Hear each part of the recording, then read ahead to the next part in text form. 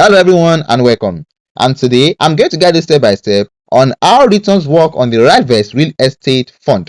Let's break down how returns actually works on the Risevest Real Estate Plan because a lot of people invest without really understanding how the money is calculated. Let's go.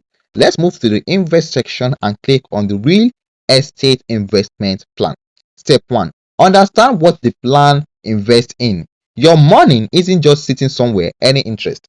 The real estate plan is invested in a portfolio of rental properties across the United States. Your funds are put together with other investors' funds and used to purchase property, which are then rented out and managed by professionals on your behalf.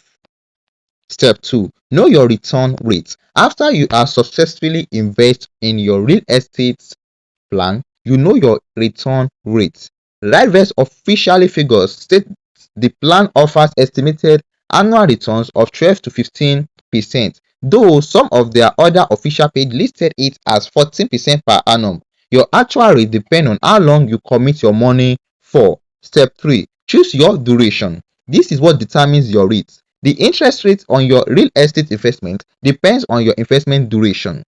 You can choose duration between 3 months, 6 months, up to 5 years.